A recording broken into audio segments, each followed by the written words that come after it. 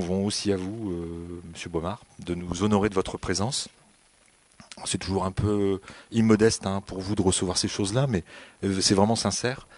On est très content de vous voir ici et on sera encore plus content de savoir que vous reviendrez à l'issue de cette demi-journée pour nous aider à certains types de projets. Mais je ne peux pas m'empêcher, je suis comme ça. Chantal a 1000 grappins, comme on dit, et moi je suis là pour tirer la corde. Mesdames, bonjour. Donc Madame Potier, et rappelez-moi votre nom, Madame Adam, voilà, nos deux dernières retardataires, là, qui sont entrées discrètement. Jusqu'à ce que, oui. Donc jusqu'à présent, voilà, je pense qu'on est à peu près au complet. Je voulais vraiment réancrer aussi ce temps dans le projet diocésain que vous avez tous lu avec grande attention, que vous avez traduit en latin et en espagnol ou en allemand, pour mieux vous l'approprier. Je veux relire simplement quelques fragments, en particulier de l'Axe 6, École catholique, lieu de liberté et de création. Je commence pas par le début, mais c'est à l'école qu'il revient en priorité de former les intelligences pour créer les conditions d'une vraie liberté. Dans un flux continu de réformes, l'école catholique doit rester fidèle à sa vocation et questionner les savoirs et les méthodes et valoriser les projets innovants. Les programmes officiels et le socle commun de connaissances, de compétences et de culture fixent les attendus en termes d'apprentissage, d'acquisition au fil de la scolarité. Ainsi, l'enseignement catholique veille au respect des réformes et des textes. Au demeurant, il doit exercer la liberté de mise en œuvre que lui accorde la loi. L'enseignement catholique promeut l'espérance en engageant des projets innovants ou en participant aux propositions pouvant changer le regard des enfants sur le monde actuel et futur. L'école doit insuffler l'espérance dans l'avenir. C'est un peu long, mais je pense que c'est très essentiel. Et vous savez, le projet était construit comme ça, il y avait un petit peu des propos liminaires à chaque partie, et ensuite il y avait ce que nous voulons et ce que nous mettrons en œuvre. Et dans ce que nous voulons, et c'est vraiment un message que j'ai porté dans les écoles quand j'y suis allé, dans les concertations ici et là, que les enseignants soient aussi des chercheurs formés et respectés. Un enseignant-chercheur, vous savez, ça dépasse les fameuses 18 heures de formation. L'enseignant-chercheur, c'est celui qui se documente, c'est celui qui a la curiosité, c'est celui qui le matin, en se rasant quand c'est un homme, ou en se coiffant si c'est une femme, ou en se maquillant, se dit qu'est-ce que je vais faire aujourd'hui qui va changer mes pratiques et qui va me faire davantage aimer mon métier.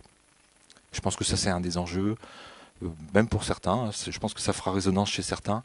On peut parfois le matin se dire une journée de plus. Et ça arrive. Non mais c'est pas aberrant. Voilà. Et puis j'avais préparé quelque chose d'un petit peu plus ciblé sur l'intervention de M. Boimard. J'écris pour surtout ne rien oublier. Alors, le travail de M. Boimard, il en parlera bien mieux que moi, et puis je pense que moi je prendrai l'antenne, et plus vous aurez des choses intéressantes à entendre. Mais M. Boimard est l'auteur de livres qui ont été considérés vraiment comme des repères. Le premier, je crois que le premier bien connu, c'est Ces enfants empêchés de penser. L'enfant et la peur d'apprendre. Alors, je croyais que c'était antérieur. Donc, les enfants et la peur d'apprendre, et puis plus récemment, je crois une douzaine d'années après, la peur d'enseigner. Et là, je pense que ça peut être intéressant de le lire aussi pour se ressourcer sur son propre métier. Voilà. Et puis, j'allais dire, le cœur de votre message, c'est la médiation culturelle, en l'occurrence dans la mythologie grecque, mais on en parlait ce midi, également aussi dans les récits religieux. Alors je ne sais pas, je le dis parce que c'est une intuition, faute d'avoir suffisamment lu vos œuvres, mais est-ce que c'est ce que vous recherchez, les processus d'identification, ou est-ce que vous cherchez que les enfants prennent de la distance par rapport à des instincts? Parce que c'est vrai que la mythologie grecque recèle de figures qui sont des figures de démesure, puisque les Grecs luttaient contre la démesure, la fameuse hubris, je ne sais pas si vous en avez entendu parler, ce qui a donné le mot hybride d'ailleurs, et que voilà, c'était une question que je m'étais posée, parce que c'est vrai qu'on a des enfants qu'il faut gérer, et je crois que ça c'est vraiment le cœur de votre métier, dans leur peur, dans ce qu'ils sont, dans leurs réactions, dans leur violence, ce que j'appelle les instincts peut-être à tort, dans tous les processus d'apprentissage. Alors c'est vrai que pour nous, mais je pense que pour tout enseignant, éducateur, les enfants sont des personnes entières, et que nous sommes chargés de contribuer à les aider à se développer intégralement dans leur personne, corps, âme et esprit. Je vais vous citer, alors je suis désolé parce que je n'ai pas retrouvé l'auteur du texte, mais je pense que c'est un évêque. Il faut que le tronc, que sont l'institution et l'établissement, soit solide. Et il faut aussi des racines qui irriguent. Ces racines s'alimentent de nos convictions profondes, puisées de l'Évangile et du charisme de nos fondateurs. L'arbre s'alimente là où se trouve la vie. Et c'est vrai que dans la médiation culturelle, je pense que c'est bien de se rappeler que l'enseignant intervient pour rendre effectives des potentialités, de façon à ce que la culture permette aux enfants d'obtenir tout ce qu'ajoute. Enfin, la culture est tout ce qui est ajouté à la nature. Enfin, je pense que je ne veux pas faire de la philosophie, ce serait un peu une usurpation, parce que je ne suis pas philosophe. Mais c'est vrai que la culture, il n'y a pas d'autre définition que ça. On a un état de nature, et c'est grâce à la culture qu'on ajoute à cet état de nature et qu'on devient des personnes. Et de façon peut-être un petit peu provocatrice, je dirais qu'il ne faut surtout pas que cette culture ne devienne qu'un stock de données sur des disques durs et des tablettes, et qu'on ne se fourvoie pas non plus. Vous savez, on parle de numérique. Alors le numérique est un très bel instrument. Moi, j'en ai partout, dans les poches, dans le cartable. Mais quand le numérique remplace la mémoire, remplace l'apprentissage et remplace la culture, ben voilà, c'est des disques durs, c'est du stock. Et combien de fois j'entends, oui, c'est pas grave, on peut toujours trouver facilement. Oui, oui, ça c'était Einstein qui disait ça, je crois. L'intelligence, c'est pas de savoir, c'est de savoir trouver. Mais c'est Einstein qui disait ça, quoi. Quand on se souvient du bonhomme, voilà. Je vais vous laisser la parole, Monsieur Boimard, avec un petit mot de Chantal auparavant. Donc vraiment, merci beaucoup, Monsieur Boimard, d'être avec nous. Donc simplement vous rappeler un peu votre parcours. Donc vous avez été directeur pédagogique du centre Claude Bernard à Paris, mais vous avez aussi connu l'éducation nationale puisque vous avez commencé en tant qu'enseignant spécialisé, enseignant spécialisé ensuite, rééducateur et psychologue clinicien. Et là, ce midi, on échangeait et vous nous disiez que vous accompagniez encore des établissements, alors sur Genève, des établissements scolaires qui se lancent dans la médiation culturelle avec beaucoup de bonheur. Et vous avez aussi des expériences en France et comme disait Monsieur Le Turc, ça donne envie. Voilà. Donc merci beaucoup et je vais vous laisser la parole parce qu'on a vraiment envie de vous écouter. Merci. Bon, bah moi aussi, déjà, je vous remercie, parce que c'est avec plaisir que j'ai répondu à cette invitation. Et quand j'ai répondu à cette invitation, je ne savais pas que ça allait être un mercredi après-midi avec des gens suffisamment passionnés pour venir passer leur mercredi après-midi à réfléchir à des pratiques pédagogiques. Donc pour moi aussi, c'est intéressant de venir échanger avec vous. D'ailleurs, dans cette conférence débat, on peut dire débat aussi, parce qu'il va y avoir une deuxième partie. On va essayer de diviser le temps en deux. Et que si vous avez des observations, des questions, des remarques à me faire, vous n'hésitez pas, parce que je suis le supérieur hiérarchique de personne, moi. Je me permets de dire ce que je pense, même des fois des professeurs, c'est pas toujours... Donc n'hésitez pas à dire ce que vous pensez de ce que je pense. Donc... et à vous défendre si vous vous sentez attaqué ou si vous voyez que dans ce que je propose, il y a des choses déjà, vous qui êtes dans la pratique, il y a des choses qui vous paraissent pas faisables, bizarres. Bon, mais on aura une bonne heure au moins pour discuter de tout ça. Si certains d'entre vous préfèrent, parce que quelquefois ça arrive, écrire leurs remarques ou leurs questions sur un papier, on prendra 5 minutes pour les faire... arriver jusqu'à nous, en donnant toujours la préférence, bien entendu, à ceux qui s'expriment d'abord. Donc voilà. Bon, écoutez, je commence. Moi, je commence souvent par une remarque. Je dis que, vous voyez, cette année encore, il y a un jeune sur 5 qui va sortir de l'école sans maîtriser les savoirs fondamentaux. Là, je vous étonne pas, ça c'est connu, tout le monde le répète. Mais quand même, comment expliquer que pour certains, après 12 ans ou 14 ans passés à l'école, moi je m'adresse à des jeunes gens intelligents et curieux et je vois qu'ils sont toujours pas capables d'enchaîner 2 arguments quand ils défendent une idée. Vous voyez, ça, je trouve ça particulier quand même. Et après 12 ou 14 années d'école, je vois des jeunes gens qui sont pas capables de dégager l'idée principale. Ah, merci. De dégager l'idée principale d'un texte d'une dizaine de lignes. Vous voyez, ça leur paraît compliqué, c'est difficilement possible quand ils lisent. Vous voyez. Et puis, comment expliquer que des professeurs chevronnés, parce que je pense à ceux qui connaissent bien le métier, n'arrivent pas à transmettre à des adolescents de 14 ans, par exemple, des savoirs, je pense beaucoup aussi aux règles de grammaire qui sont au programme d'enfants de 9 ans. Oui, pourquoi tout ça, il y a des choses comme ça qui ne passent pas. Parce que j'ai beaucoup travaillé avec des adolescents et j'ai vu que leur expliquer comment on accordait le verbe avec le sujet. Ne parlons pas de la règle d'accord du participe passé, hein, parlons pas des choses qui fâchent, mais vous voyez, pourquoi est-ce que ça passait pas? Bon, donc voilà des questions qui me paraissent importantes, mais même s'il existe des causes extérieures à l'école, parce qu'on peut toujours aller chercher des causes qui ne dépendent pas de l'école, il y en a beaucoup d'ailleurs, hein. Je ne vous les citerai pas, ça permet d'expliquer ces choses-là, mais il faut bien reconnaître que dans nos propositions pédagogiques, si on est entre nous, dans nos propositions pédagogiques, pour s'attaquer aux inégalités du départ, quand les enfants rentrent à l'école, ça n'a pas été vraiment jusqu'ici à la hauteur de l'enjeu. On n'a pas été très créatif pour inventer des choses pour réduire cette inégalité de départ. Vous voyez, on n'a pas fait, on pourrait peut-être faire mieux, c'est ce que je prétends. Notre école ne s'est jamais organisée pour rechercher la réussite de tous. Ouais, elle s'est organisée, mais vraiment rechercher la réussite de tous, c'est pas évident. D'ailleurs, la preuve, c'est que les écarts se creusent au fil des années. Mais bon, souvent, moi, j'essaye de voir si ça pourrait exister, cette école qui permet la réussite de tous. Comment on arriverait à cette école qui permet la réussite de tous?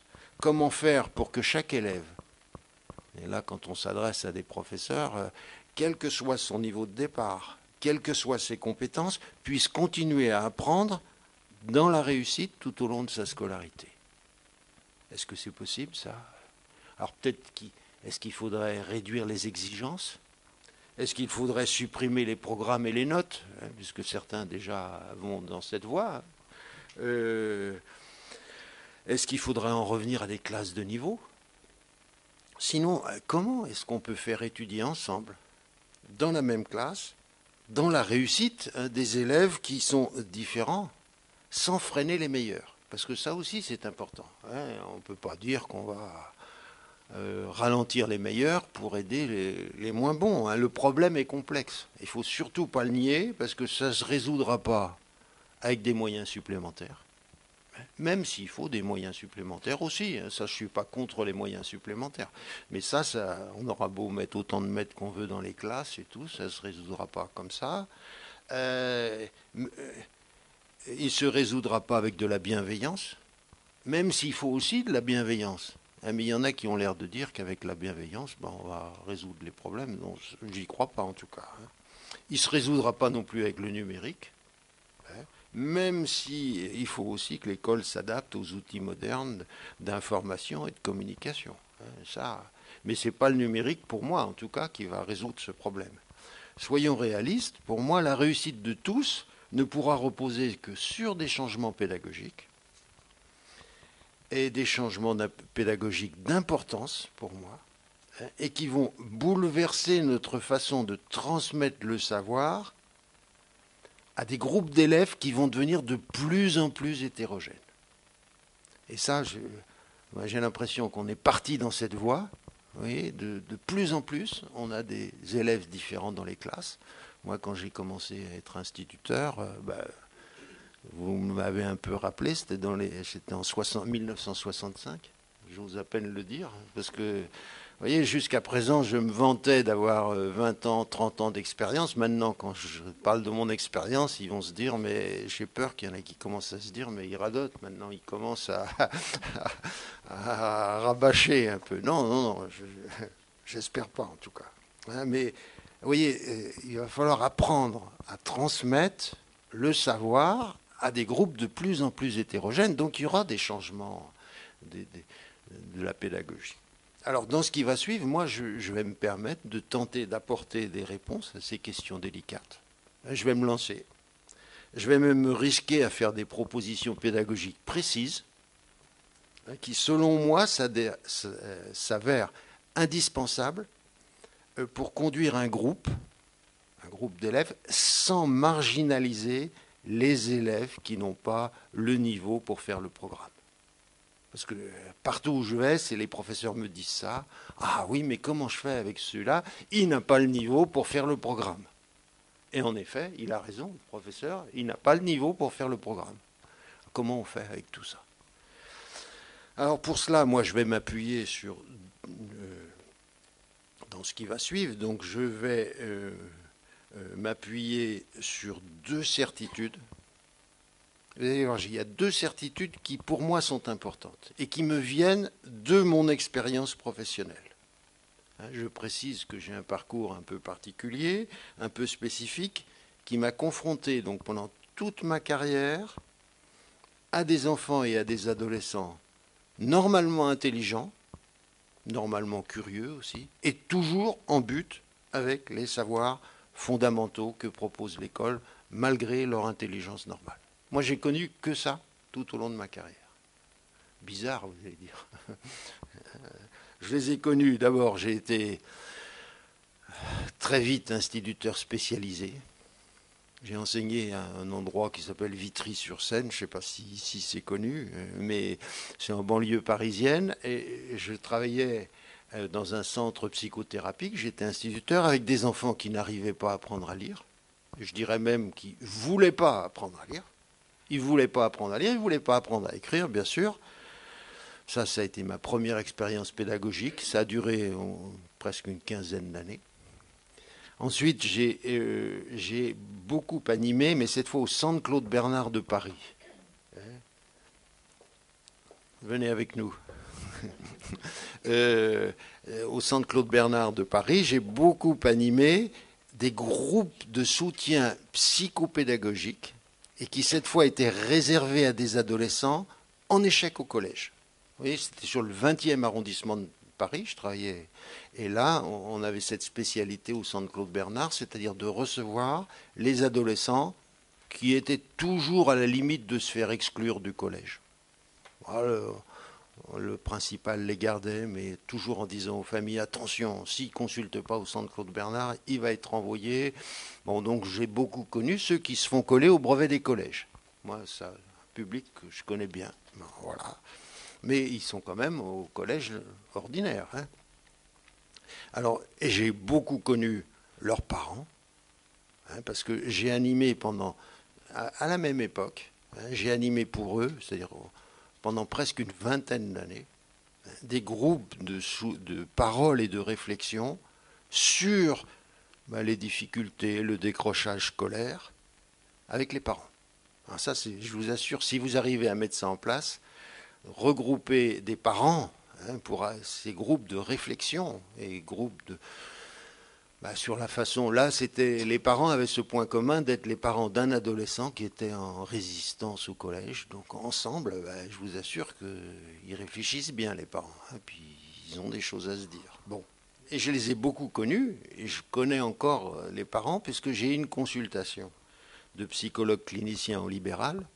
Et je me suis spécialisé, devinez pourquoi, pour travailler avec des adolescents qui vont mal au collège. Donc c'est un public que, évidemment, je connais bien. Et j'entends encore beaucoup parler d'eux, vous l'avez dit en introduction, en accompagnant des équipes de professeurs. Alors je fais ça surtout à Genève, des équipes de professeurs qui sont à la recherche de solutions pédagogiques pour répondre à la difficulté, pour ne pas marginaliser dans les classes ceux qui posent problème, ceux qui résistent, ceux qui s'opposent, enfin voilà. Donc voilà un peu pour vous décrire ce parcours professionnel, et cette expérience professionnelle donc m'a amené à avoir deux certitudes concernant les réfractaires à l'apprentissage.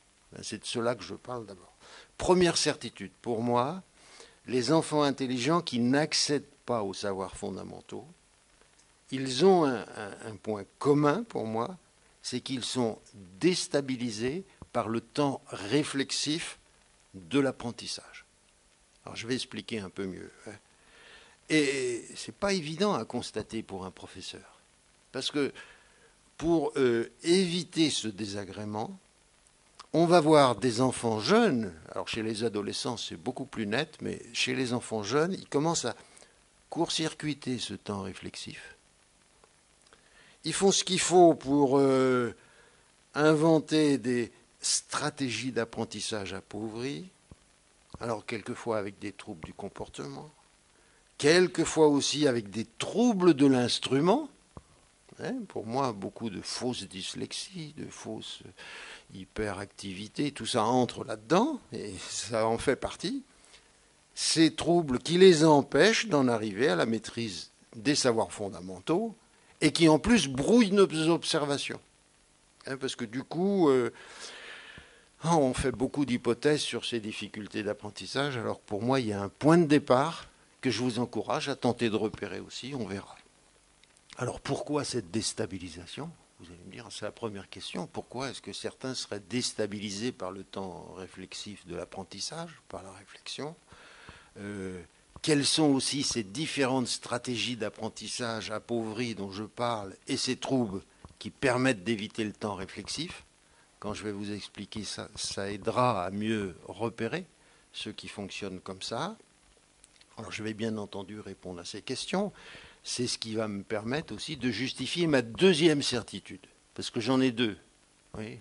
La première, c'est ce temps réflexif, où certains ne veulent pas aller. Et la seconde, c'est que les enfants intelligents, donc toujours les mêmes, qui n'accèdent pas aux savoirs fondamentaux, ont avant tout besoin de nourrissage culturel et d'entraînement à s'exprimer tous les jours, pendant toute leur scolarité. Ce n'est pas une fois tous les 15 jours pour moi, c'est tous les jours, pendant toute leur scolarité. C'est comme cela qu'ils vont sortir de ce fonctionnement qui est un peu mutilé, et ils n'ont surtout pas besoin, parce que ça, ils ont besoin pour moi de nourrissage culturel et d'entraînement à s'exprimer, mais ils n'ont surtout pas besoin d'entraînement supplémentaire avec des exercices scolaires qui les enferment dans leurs difficultés et les poussent à améliorer leur stratégie anti-apprentissage.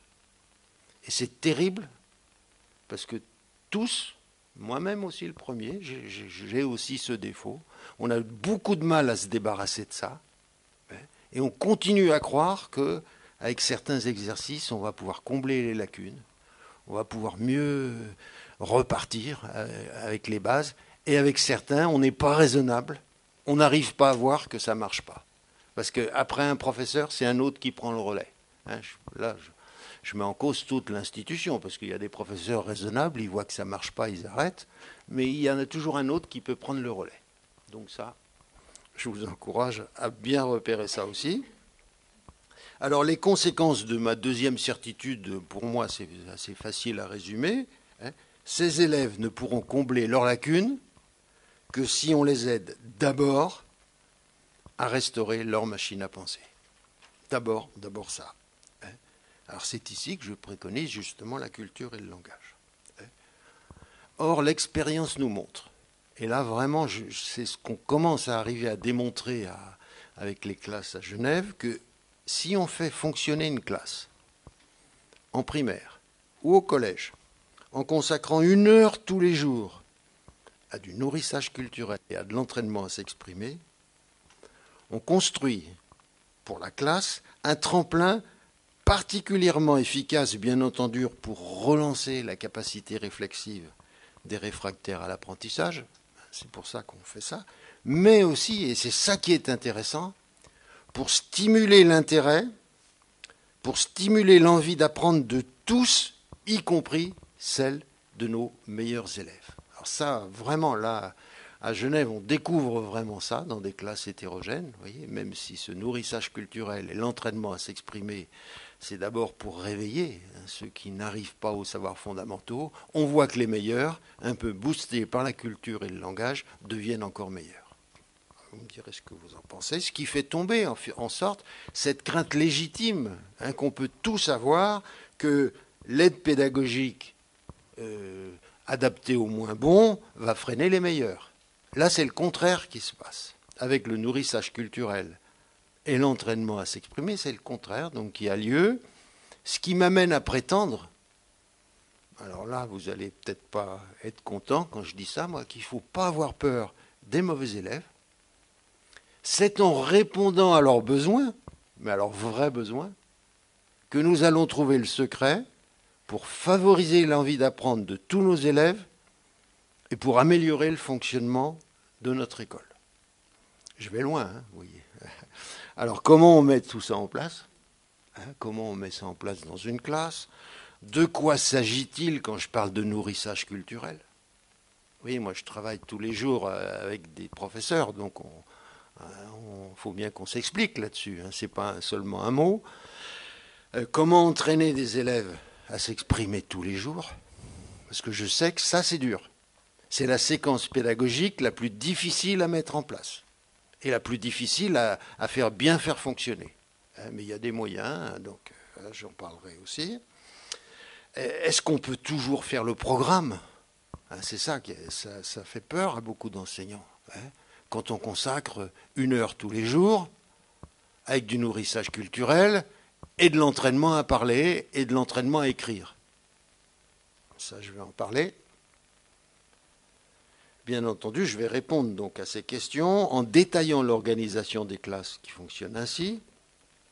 Vous verrez que cette façon de fonctionner, pour moi, elle reste tout à fait en accord, tout à fait compatible avec le respect des instructions officielles et avec le respect des programmes. Mais je m'expliquerai encore là-dessus. Mais avant tout cela, quand même, c'est vrai que j'ai quelques mots à dire. Il faut que je m'explique sur ma première certitude. Vous voyez, puisque c'est là-dessus que je m'appuie pour justifier le changement pédagogique, et je reconnais que ça peut surprendre. Vous voyez, peut-être ça vous surprend d'entendre dire ceux qui n'apprennent pas, ils ne s'appuient pas sur leur capacité réflexive. Ouais, pour moi, c'est le cœur du problème. Ouais, peut-être ça vous surprend, on en parlera après. Alors, pourquoi donc ce temps réflexif pourrait déstabiliser certains élèves, au point de les faire dysfonctionner, de barrer l'accès au savoir de base, alors qu'en principe, là je parle devant des professeurs, avec les élèves qui apprennent normalement, c'est l'inverse qui se passe. Vous voyez, ce moment de retour à soi, pour les enfants, c'est un temps constructif qui les rassure, qui leur donne confiance dans leur fonctionnement intellectuel, qui permet d'aller de l'avant. Et là, avec cela, c'est le contraire. Alors, pour moi, la raison de ce malaise qu'ils connaissent à ce moment-là, oui, elle est évidente, elle est simple à comprendre. Oui, il n'y a pas de complication dans ce que je dis. Ces enfants n'ont pas été préparés par leur première expérience éducative, c'est-à-dire en famille, dans les premiers mois et les premières années de la vie, ils n'ont pas été préparés à supporter les contraintes de l'apprentissage. Ouais, mon explication, il n'y a rien de compliqué. Alors, soit parce que ce sont des enfants, alors là j'ai remarqué ça au fil des années aussi, soit parce que ce sont des enfants qui n'ont pas été initiés à la frustration, donc là il manque quelque chose, soit parce que ce sont des enfants qui n'ont pas été suffisamment entraînés en famille aux interactions langagières, soit parfois les deux, parce qu'il y en a qui ont le droit aux deux, ils ne sont pas initiés à la frustration, ils ne sont pas entraînés aux interactions langagières non plus, ça peut arriver. Ces enfants, je prétends qu'ils n'ont pas construit les compétences psychiques qui permettent d'affronter les 4 grandes contraintes de l'apprentissage.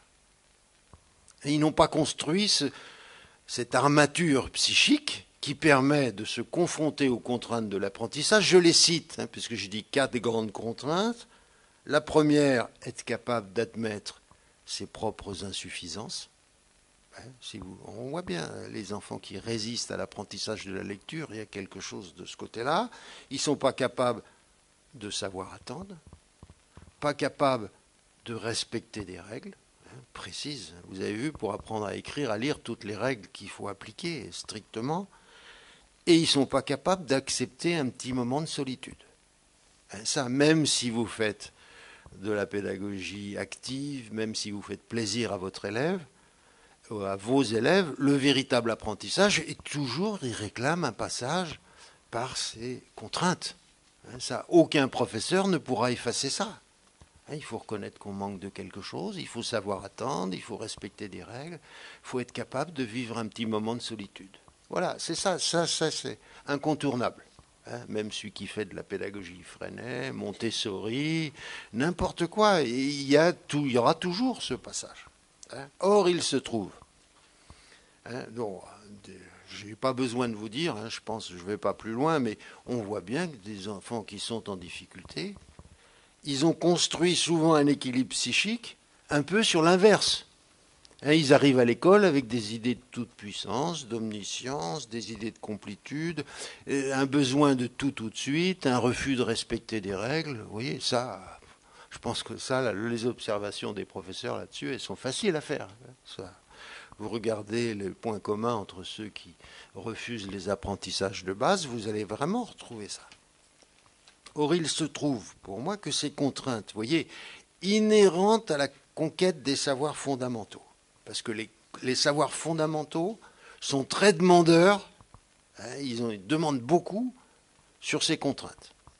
Or, il se trouve donc que ces contraintes sont concentrées dans ce temps de retour à soi. Vous savez, ce que j'appelle le temps réflexif. Des fois, je dis un temps de suspension. Je dis que quelquefois, ces enfants sont des phobiques du temps de suspension. Dès qu'ils sont là-dedans, ça ne va pas. Ils veulent aller voir ailleurs. Et ils sont mal à l'aise dans ce temps de retour à soi qu'impose le temps réflexif de l'apprentissage. Et c'est ici qu'on voit fleurir dans ce moment particulier des sentiments parasites, des peurs, des émotions excessives, souvent camouflées, alors là les professeurs aussi connaissent bien ça, derrière des idées d'autodévalorisation ou des idées de persécution. Ça c'est la première étape. Dès qu'il y a le malaise, s'il monte malaise, hop, il y a certains enfants qui nous disent « Oh là là, ça c'est pas pour moi, c'est trop dur, j'ai jamais fait des trucs comme ça, fiche-moi la paix avec ça, je sais pas faire ça, enfin bon, pas besoin d'apprendre ça. » Autodévalorisation. Et puis, alors, ça dépend dans quel cadre vous travaillez, avec les plus grands, avec les adolescents, avec ceux qui ont un peu de troubles du comportement, les idées de persécution, et c'est vite là aussi. Alors, les idées de persécution, c'est un exercice pourri, c'est bidon, ça sert à rien, c'est un truc pour les gonzesses, c'est pour les bouffons, c'est pour... voilà, et puis tu sais pas expliquer, en gros, t'es pas à la hauteur comme prof non plus. Enfin bon, ni le prof, ni l'exercice, ni le cadre. Les idées de persécution, ça diffuse, ça peut tout attaquer, mais ça dépend avec quel public vous travaillez. Si les enfants gentils, on a le droit plutôt aux idées d'autodévalorisation. Ça nous rassure un peu plus. Alors, c'est pour cette raison donc que surgissent ensuite, oui, après, on va voir surgir des agitations, des retraits, des troubles du comportement et de l'attention. Je parlais tout à l'heure des troubles de l'instrument. Celui qui fonctionne comme ça, vous savez, entre celui qui fonctionne comme ça, quand il commence à apprendre à lire, il va faire beaucoup de choses qui ressemblent à ce que fait un vrai dyslexique. Alors vous êtes... Même les spécialistes, les médecins spécialistes ou les orthophonistes spécialistes, là-dessus, ils ne savent pas mieux. Il ne faut pas croire ça. Ça, évidemment, ça complique nos observations. Ça nous détourne de l'essentiel. Car c'est des règlements derrière lesquels nous courons. Parce que nous, on est toujours en action derrière ça, souvent avec des exercices de rattrapage. Des fois avec des sanctions, enfin bon, on ne laisse pas tomber l'affaire, mais malgré tout, ça nous empêche de voir la vraie chose, c'est-à-dire que ces enfants se défendent du déséquilibre que provoque en eux l'exercice de pensée. Je reviens toujours à cette idée, en inventant surtout ces fameuses stratégies d'apprentissage appauvries. Parce qu'après, ça va plus loin. On parle d'autodévalorisation, idée de persécution dans un premier temps, ça on voit bien. Et puis après, les stratégies d'apprentissage appauvries qui permettent de se passer du temps de suspension de l'apprentissage. Alors, je vous en cite quelques-unes, on n'a pas le temps de tout détailler, mais il y en a déjà que vous connaissez sans doute. Je cite les plus connus, hein, ceux qui fonctionnent avec le conformisme de pensée. C'est-à-dire les enfants, en gros, pour aller vite, c'est ceux qui aiment bien faire et refaire ce qu'ils savent déjà faire. C'est rassurant pour nous. Ça fatigue pas trop. Là, on peut trouver, ils aiment bien recopier, faire toujours les mêmes exercices, mais quand on les lance sur du nouveau, c'est pas évident. Après, il peut y avoir que chez certains, ça va plus loin. Il y a des formes d'inhibition intellectuelle. C'est-à-dire derrière le conformisme, on voit que ça gagne, et puis ça peut aller jusqu'à des limites intellectuelles. Dans les SECPA, il y a beaucoup d'enfants qui sont sur ce mode de fonctionnement. Ça nous rassure parce qu'on pense qu'ils sont un peu bêtes. On se dit, oh ben celui-là, je ne peux pas faire énormément de choses. D'ailleurs, les coefficients intellectuels, souvent de ceux-là, sont limités. Dans CMPP, on voit bien que vous voyez, ces inhibitions intellectuelles, des coefficients intellectuels autour de 80, il y en a pas mal. Mais par contre, on voit aussi en CMPP que les psychothérapies réussies, ce qui n'est pas le cas avec tous, mais ça arrive des fois, on voit des coefficients intellectuels qui montent de 20 points. C'est pour ça un coefficient intellectuel. C'est important de le connaître, mais il faut se dire c'est une photographie à un moment donné. Peut-être qu'avec celui-là, si je fais quelque chose pour le réveiller psychiquement ou réveiller son fonctionnement intellectuel, il va monter dans son potentiel aussi. Donc ça, j'ai parlé de l'inhibition intellectuelle, du conformisme. Il y a un groupe qu'on voit monter en ce moment, enfin ça fait déjà quelques années, c'est les champions de l'association immédiate. C'est-à-dire ce sont des enfants qui ne se posent pas, toujours pareil, stratégie appauvrie, qui grille le temps de suspension, mais cette fois en allant vite. Ils passent d'une idée à l'autre. Avec la sonorité d'un mot, ils partent ailleurs. Avec l'idée qu'ils découvrent dans un texte, hop, les voilà partis aussi sur autre chose. On les repère bien dans les apprentissages de la lecture. Parce que ça, ce sont des résistants à l'apprentissage de la lecture. Souvent, quand ils découvrent le début d'un mot, ils inventent la fin. Ils découvrent le début d'une phrase, ils inventent la fin. Chez les grands adolescents qui passent le brevet des collèges, quand je leur disais, à chaque fois, tu essayes de trouver l'idée principale d'un petit texte de 5-10 lignes, on voit comment il fonctionne. Souvent, ils plongent dans le texte. Ils repèrent des mots, ils repèrent des bribes de phrases, et avec ça, ils font une cuisine. Et bon, ça y est, ils ont trouvé l'idée principale. Ça marche comme ça. Et parce que, oui, il y a une forme. D'ailleurs, ça, c'est vraiment net. On voit bien que ceux qui connaissent cette déstabilisation devant le temps réflexif, quand ils sont à l'âge de l'adolescence, et quand on leur dit, tiens, tu fais une petite lecture silencieuse, tu trouves l'idée principale du texte. Ça, c'est le plus angoissant pour eux. C'est là que se réveillent les inquiétudes. Donc, ils vont lutter contre ça en bricolant quelque chose vite fait. Alors, évidemment, trouver le plaisir de lire avec ça, ça ne va pas. Mais, bon, donc ça c'est important parce que, vous voyez, des fois on se bagarre sur les méthodes de lecture. On voit bien qu'avec cela, les méthodes plutôt globales, ce n'est pas ce qu'il leur faut. Il faut revenir à des choses qui soient plus rigoureuses, qui décomposent un peu plus les mots, les phrases. Et puis ceux qui fonctionnent avec le conformisme de pensée, on les enferme dans leurs difficultés avec des méthodes d'apprentissage de la lecture trop techniques. Les méthodes syllabiques que certains portent au nu, avec cela, ça ne va pas. C'est important quand on travaille avec les difficultés d'apprentissage de savoir, d'avoir un regard sur le fonctionnement des enfants pour faire varier ces propositions. Ça, c'est important. Plutôt que de se battre, comme font certains, un peu rigide en gardant l'idée que s'il y a une méthode qui est meilleure que l'autre. Non, ça dépend des enfants qu'on a en face de soi, enfin en tout cas pour moi. Et puis à côté de cela, on va en trouver encore un autre groupe qui se défendent toujours de cette déstabilisation en mettant en place une forme de rigidité mentale. Alors là, c'est assez net quand on travaille avec les plus grands. Ça touche plus les garçons. C'est l'idée...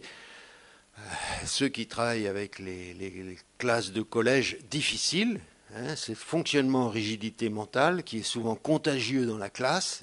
On les repère bien souvent, ceux-là, quand ils rentrent dans la classe. Déjà, ils ne veulent pas enlever leur anorak, leur manteau. Ne parlons pas des casquettes. Bon, ça dépend de la règle, des fois, de l'établissement. Mais malgré tout, on a encore le droit de garder son anorak dans la classe. Alors, comment on fait enlever l'anorak? On voit bien que là, il y a une sorte de désir de se protéger de l'intrusion que représente pour eux le savoir. Et ça, c'est pas pour rien qu'on les entend souvent dire que tel exercice, c'est pour les gonzesses, souvent c'est la grammaire, la lecture, ce serait plutôt pour les PD. On les entend souvent se traiter d'enculés, enfin peut-être pas dans vos établissements où ils sont mieux élevés, mais on voit bien qu'autour de ça, il y a quand même là cette idée, et c'est cette idée qui va compter beaucoup, que en entrant dans le savoir et dans le fonctionnement intellectuel, on va s'affaiblir, on va perdre du pouvoir. Alors encore en plus quand le savoir est transmis par une femme. Tout ça, ce sont des idées qu'on doit connaître quand même, parce que c'est important. Ça ne touche pas tous ceux qui sont en échec, j'ai bien dit. Mais cette forme de rigidité mentale, quand on la voit à l'œuvre, d'ailleurs c'est assez difficile, parce que quelquefois elle s'accompagne même de violence. Chez nos élèves, il y a quand même de la violence dans certains collèges, il faut le reconnaître. Voilà. Alors, bon, bien entendu, vous savez, ce mode de fonctionnement, quand il est en place, on voit bien que ça va avoir des répercussions négatives, sur tout le comportement sur lequel on s'appuie nous pour faire apprendre nos élèves. Des répercussions négatives sur les outils qui servent à apprendre. On va voir que chez ces élèves qui ont fait leur scolarité comme ça, moi je peux vous le dire, en ayant travaillé avec les adolescents, que je voyais déjà 3 choses importantes qui toujours étaient là. Quel que soit le mode de fonctionnement, d'ailleurs, que ce soit du conformisme ou de la rigidité ou de l'inhibition ou de l'association immédiate, on voyait toujours un peu ces mêmes défauts. Ils ne sont pas vraiment arrivés à l'écoute constructive. C'est-à-dire l'écoute constructive, c'est être capable de faire de l'image dans sa tête avec le mot entendu. Alors nous, personne ne s'attaque à ça dans nos classes. Ça, on considère que déjà ils savent faire ça. Alors que vraiment, ces adolescents, déjà première étape, ils ne savent pas faire ça.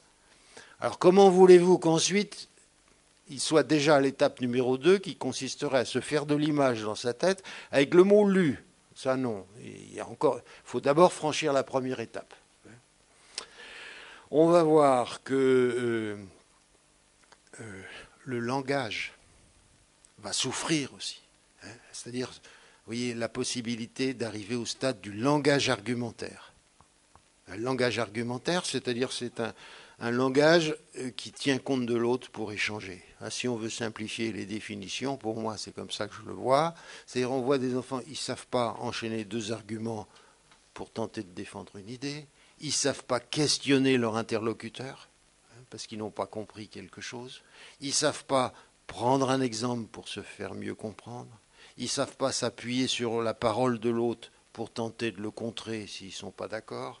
Ils ne savent pas s'appuyer sur la parole de l'autre pour expliquer pourquoi ils sont d'accord. Enfin bon, c'est ça le langage argumentaire. Et croyez-moi, mais ça c'est pas moi qui l'ai démontré, il y a longtemps, on parlait de Bentolila à midi, il y a pas loin de 40 ans en arrière, quand certains faisaient encore leur service militaire, il avait mis au point un petit test simple. Il regardait ceux qui étaient au langage argumentaire et ceux qui qui maîtrisaient pas normalement les savoirs fondamentaux. Il avait vu qu'il y avait une corrélation à 90%. Vous vous rendez compte? Et dans notre école, c'est pour ça que c'est important de tenir compte de ces observations, de ces expérimentations qui ont été faites à ce moment-là. Alors, je continue, et cette fois j'en arrive après cette description. On pourrait discuter, bien entendu, tout de suite après cette description, voir si déjà certains d'entre vous ont des questions à poser. Déjà, on ne va pas prendre trop de temps, parce que je vais essayer maintenant de vous dire quelles sont les propositions pédagogiques qu'on peut faire pour tenter de mettre ce qui fonctionne comme ça quand même dans la réussite dans la classe. Alors bon, je vais essayer. Maintenant, c'est la deuxième partie. Je ne vais pas m'arrêter là, je vais essayer. Je vais vous dire des choses. On verra si vous êtes d'accord, mais je ne peux pas m'arrêter là. Moi, j'ai toujours été en situation de praticien de la pédagogie. Les théories sur les difficultés d'apprentissage, c'est bien, mais ça ne suffit pas. Vous voyez ? Donc moi, j'en suis là pour l'instant sur cette idée. Est-ce que vous êtes d'accord avec ça? Est-ce que ça vous paraît bizarre? Vous voyez, cette idée de centrer la difficulté en disant ceux qui, normalement intelligents, qui ne vont pas aux savoirs fondamentaux, pour moi, il n'y a pas de problème neurologique, médical, comme certains veulent nous faire croire là, maintenant. Moi, j'y crois pas, ça. Et je ne crois pas que c'est là que ça se passe. Je pense que cette déstabilisation devant les contraintes de l'apprentissage, parce qu'ils n'ont pas les compétences psychiques pour les supporter. Et ils ne sont pas armés pour les supporter, donc ils se dérèglent. Voilà. D'accord? Pas d'accord. Ceux qui veulent dire un mot, ceux qui veulent faire une remarque, ils n'hésitent pas. Il n'y en a pas? Bon, je ne sais pas si ça veut dire que tout le monde est d'accord ou...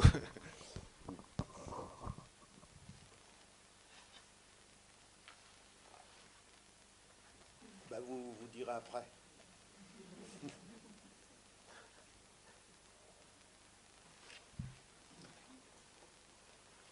Ah, merci. Alors, bon, vous voyez, quand je fais cette description du fonctionnement intellectuel et aussi du comportement de ceux qui n'arrivent pas à maîtriser les savoirs fondamentaux, pour moi, ça me montre avec une sorte d'évidence que leur réussite dans la classe, parce que je pense toujours à la réussite de ceux-là dans la classe, ça ne peut reposer que sur une restauration de la fonction réflexive. Moi, je ne crois pas à autre chose. Je dirais même, pour être plus explicite, je ne sais pas si ça vous parlera mieux, c'est une remise en marche de leur machine à penser. Moi, c'est comme ça que je vois les choses. Mais cette remise en marche, ce qui nous fait problème, en tant que professeur, c'est que ça ne passe pas par les exercices scolaires habituels. Voilà une idée encore que j'avance. Vous allez peut-être me dire le contraire, mais moi, j'y crois pas. Ça, vraiment, j'en ai trop vu qui ont eu le droit à des soutiens, des projets personnalisés, en petits groupes, en grands groupes, tout seul, après l'école, à l'heure de midi. J'en ai trop vu qui ont eu droit à tout ça et qui ont résisté à tout ça. Donc c'est pour ça que j'y crois plus. Et d'abord, les exercices scolaires, eux, ils se sont chargés déjà de les disqualifier. Vous avez compris avec ce que j'ai dit. Ensuite, beaucoup d'exercices scolaires, ce n'est pas l'objectif qu'ils recherchent. Les exercices scolaires, en règle générale, ils considèrent cette compétence comme déjà acquise. À l'école, on est fort pour ça, pour considérer des compétences comme déjà acquises et ne pas les travailler. Ça, c'est une de nos grandes spécialités pour moi. Vous voyez, c'est vrai qu'il y a des compétences qui sont acquises en famille, bien sûr. Des enfants à qui on parle, qui sont bien initiés aux règles de vie, à la frustration et tout ça. Là, ils arrivent à l'école et il y a déjà des compétences qui sont en place. Mais il y en a d'autres, ils ne sont pas là. Alors, c'est pour ça que j'insiste pour dire que ce travail, donc de relance de la machine à penser, nous allons le faire avec les deux leviers qui sont pour moi les plus puissants pour stimuler le fonctionnement intellectuel. C'est pour ça que j'y crois. Deux leviers, en plus, qui sont au programme de toutes les classes. Je vais vous expliquer ça après. Et puisqu'il s'agit de la culture et du langage. Alors après, vous me direz si dans votre classe, ce n'est pas au programme la culture et le langage. Peut-être qu'il y a des classes où ce n'est pas au programme. Pour moi, on va associer la culture et le langage pour jouer ces deux rôles essentiels pour relancer la machine à penser. Un, il va falloir l'alimenter d'abord. Et deux, il va falloir l'entraîner à fonctionner. Oui, c'est assez mécanique, ça va vous... ça va peut-être... même sans prendre des notes, vous allez pouvoir retenir ça. on alimente, et puis après on entraîne à fonctionner. Alors, sinon, pour moi, vous voyez, il y a quelque chose. Comment voulez-vous que des enfants ou des adolescents puissent affronter le temps réflexif de l'apprentissage, puisque c'est ça. Moi, mon objectif, il est là. Comment est-ce qu'ils vont pouvoir affronter ce temps réflexif avec un monde intérieur? Je vais essayer de vous faire comprendre ce que j'entends par là. Un monde intérieur pauvre, chaotique, un monde intérieur qui les inquiète dès qu'ils reviennent à eux, un monde intérieur qui ne permet pas de fabriquer de l'image avec du mot, avec le mot lu, bien sûr, certains même c'est avec le mot entendu. Et il faut bien comprendre une chose, mais ça, c'est que les empêchés de penser dont je parle n'accrochent de nouvelles représentations aux leurs. Vous voyez, ne peuvent enrichir leurs représentations que si elles passent par le voir, et non pas par le mot. Il faut qu'ils voient par le voir en répondant aux ressorts les plus archaïques de la curiosité. C'est-à-dire les ressorts les plus archaïques de la curiosité, c'est le sadisme, c'est le voyeurisme, c'est la mégalomanie. Ah, quand ça passe par là et par le voir, c'est bon pour eux. Alors voilà, si vous leur parlez de l'argent des footballeurs, c'est bon. Si vous parlez du théorème de Thalès avec cette façon de fonctionner, ça ne va pas. Vous voyez, c'est ce qu'on appelle une forme de curiosité primaire. Curiosité primaire qui ne démarre qu'avec les préoccupations personnelles. Souvent autour de préoccupations infantiles, sexuelles. On va retrouver tout ça. C'est pas facile ça pour le professeur. Alors pour les aider à sortir de ce handicap, c'est là que je compte sur le nourrissage culturel quotidien. Vous voyez, pour alimenter en représentation le monde intérieur. Alors, comment on va le faire? Alors moi j'insiste pour que ça commence par de la lecture à haute voix, et je rajoute des textes fondamentaux de notre patrimoine culturel. Alors, à quoi je pense? Il y a des textes qui vont très très bien pour ça. Je pense aux contes, les contes du monde entier. Mais moi, j'encourage à commencer par les contes de Grimm. On est dans un univers culturel où on essaye de regrouper, de donner des points d'appui communs aux enfants. On commence, à mon avis, on ne commence pas par les contes africains ou asiatiques. On commence par les contes qui sont les nôtres. Après, on fait des comparaisons très riches avec les contes africains. Mais bon, ça c'est du détail. Après, je vais commencer par les contes. Les récits mythologiques, c'est formidable. Là, on a des récits qui parlent des grandes préoccupations, des grandes questions humaines. Bon, j'en passe parce que je crois que je le redis tout à l'heure. Aux textes fondateurs des religions. Alors là, c'est magnifique aussi, les textes fondateurs des religions.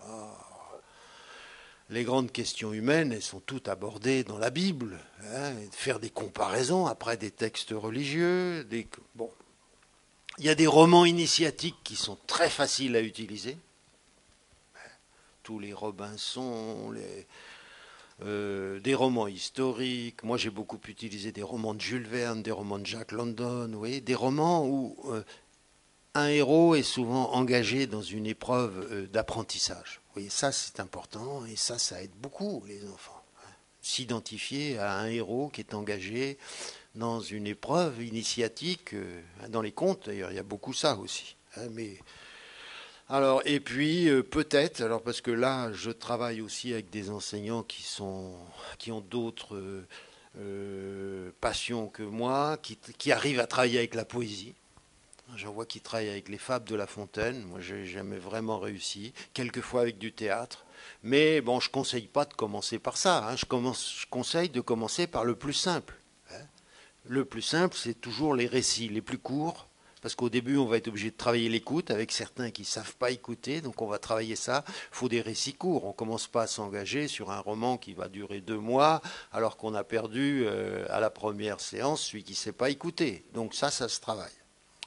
Ces textes, très intéressants, ils sont au programme de toutes les classes, d'une façon ou d'une autre, hein, tout au long de l'année, même jusque ceux qui sont professeurs au lycée professionnel, il y a encore ces textes au programme, d'une façon ou d'une autre.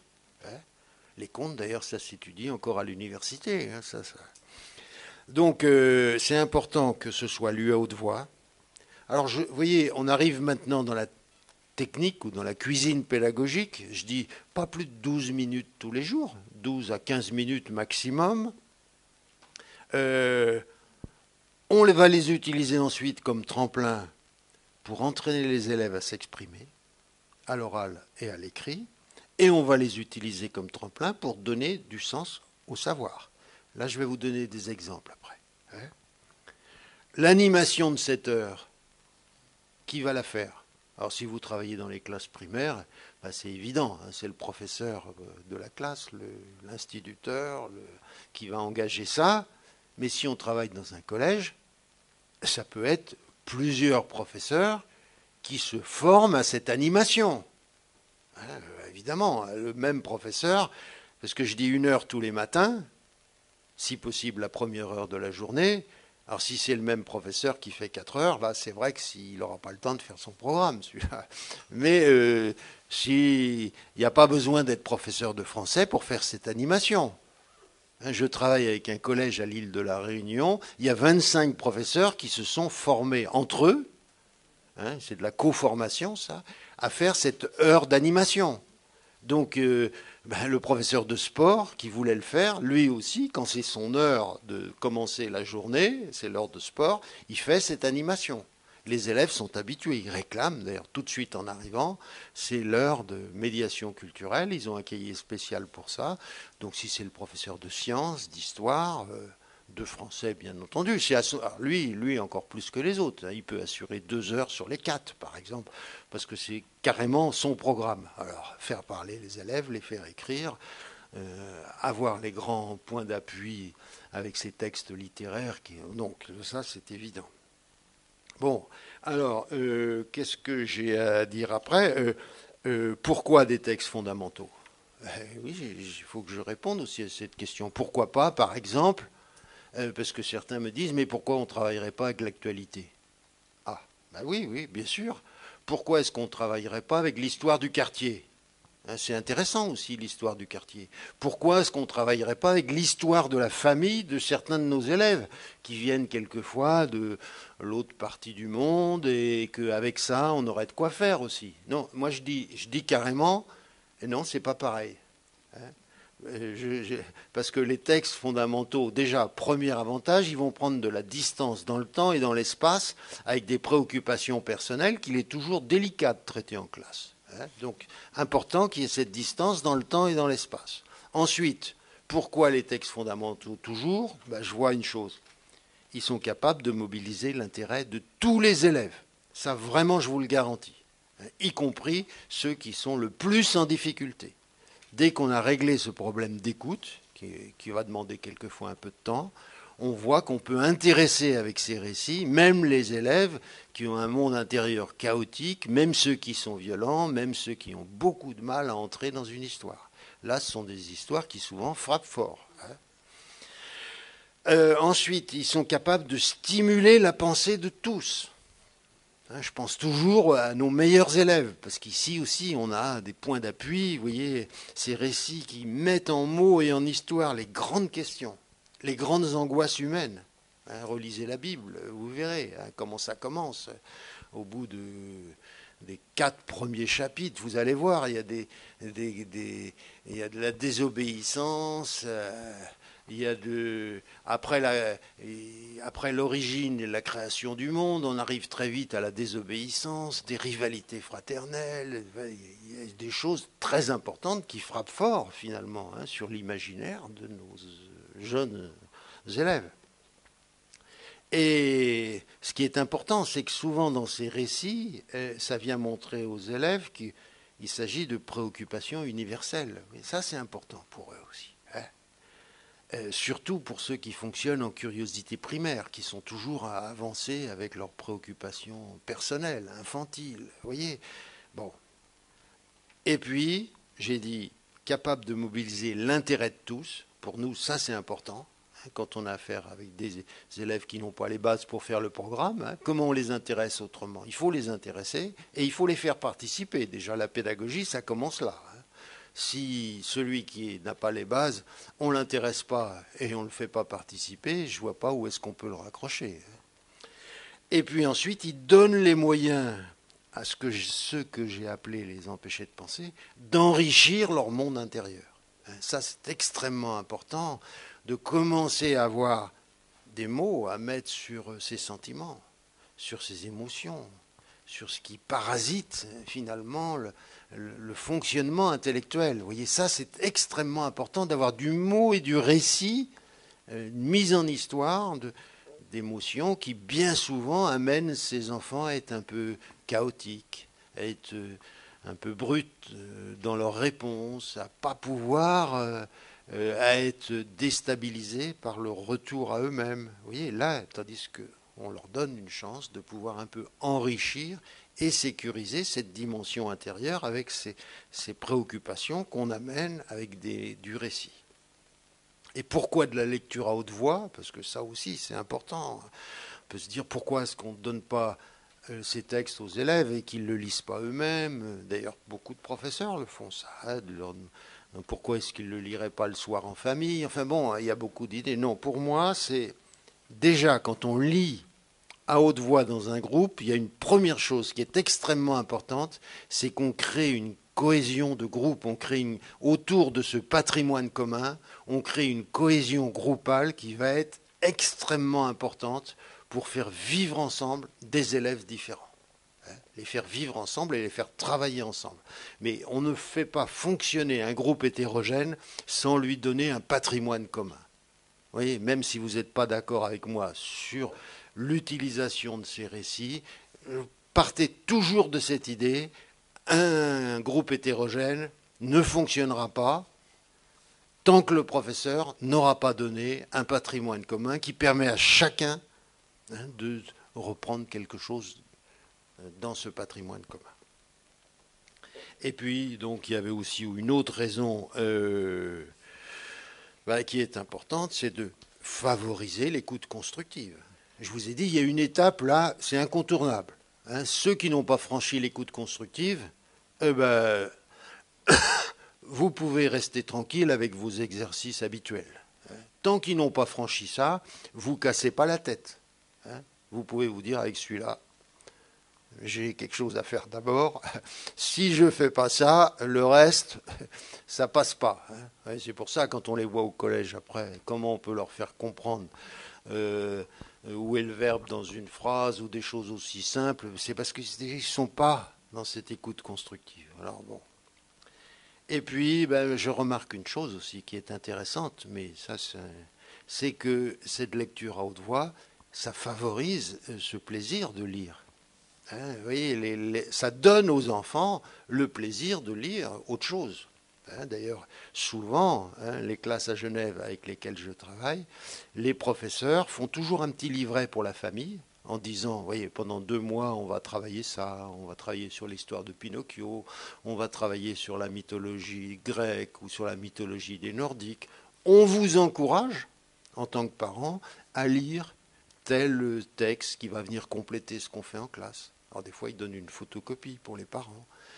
On vous encourage à regarder telle émission de télévision qui va parler de ce sujet à telle date. On vous encourage à aller faire une sortie, à aller voir telle chose, à aller à un musée. Bon, enfin, bon. Je sais bien, il faut pas... Je ne suis pas naïf. Il y a des parents qui n'ouvrent même pas le petit livret que donnent les enseignants. Ça, bien sûr, à Genève aussi. Mais globalement, je vous assure que là, on a un lien beaucoup plus facile avec les parents que d'en faire des répétiteurs d'exercices scolaires, surtout quand ça passe pas. Parce que ça, les enseignants, ils n'arrivent pas en classe et ils voudraient que les parents y arrivent le soir. Alors là, il ne faut pas exagérer non plus.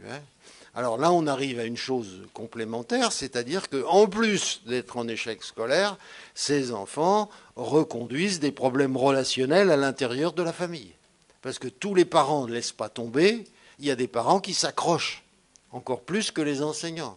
Donc ils s'accrochent le soir, ils s'accrochent le week-end, ils s'accrochent là, jusqu'à ce que ça crée des problèmes de couple ou des... Hein, bon, je passe. Alors, comment entraîner la machine à fonctionner maintenant? Vous voyez, pour que cet apport culturel dont je parle puisse prendre toute son efficacité, c'est déjà pas mal hein, que cet apport culturel, mais pour moi, ça ne suffit pas. Hein, on ne peut pas se contenter de l'écoute seulement. Il va falloir aussi entraîner la machine à fonctionner, c'est ce que je vous disais tout à l'heure. Il va falloir aussi engager ces rétifs de l'apprentissage dans des exercices réguliers, répétitifs, qui vont solliciter l'usage de leurs capacités réflexives. Donc ça, pour moi, c'est tous les jours aussi. Et c'est comme ça qu'ils vont pouvoir stimuler et organiser un peu leur pensée. Pour ce faire, pour moi, on ne peut rien leur proposer de mieux. Mais il faudra me dire si vous êtes d'accord encore.